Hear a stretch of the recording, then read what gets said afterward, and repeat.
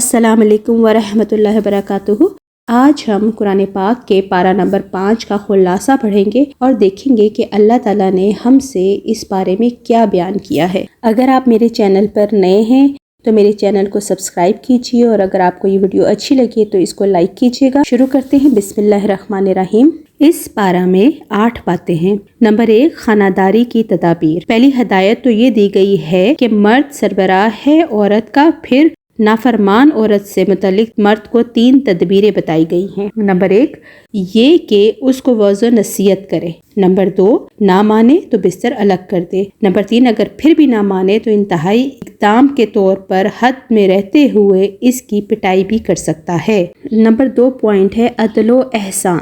عدل و احسان کا حکم دیا گیا تاکہ اجتماعی زندگی بھی درست ہو جائے۔ نمبر 3 پہ پوائنٹ ہے جہاد کی ترغیب۔ جہاد کی ترغیب دی کہ موت سے نہ ڈرو، وہ تو گھر بیٹھے بھی آ سکتی ہے۔ نہ جہاد میں نکلنا موت کو یقینی بناتا ہے، نہ گھر میں رہنا زندگی کے تحفظ کی ضمانت ہے۔ نمبر 4 پوائنٹ پہ آتا ہے منافقین کی مذمت۔ منافقین کی مذمت کر کے مسلمانوں کو ان سے چوکنا کیا ہے کہ خبردار، یہ لوگ تمہیں بھی اپنی طرح کافر بنانا چاہتے ہیں۔ اس کے بعد جو نمبر 5 پہ پوائنٹ آتا ہے وہ آتا ہے قتل کی سزائیں۔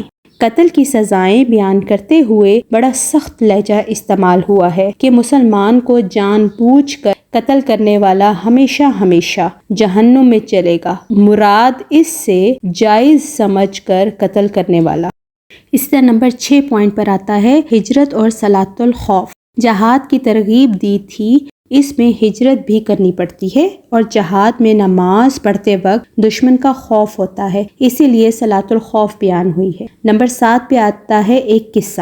ایک شخص جو بظاہر مسلمان مگر در حقیقت منافق تھا، اس نے چوری کی اور الزام ایک یہودی پر لگا دیا۔ نبی علیہ السلام تک یہ واقعہ پہنچا۔ آپ صلی اللہ علیہ وآلہ وسلم یہودی کے خلاف فیصلہ دینے ہی والے تھے کہ آیت نازل ہوئی، اور اللہ تعالیٰ نے بتا دیا کہ چور وہ مسلمان نما منافق ہے، چنانچہ وہ چور مکہ بھاگا اور کھلا کافر بن گیا۔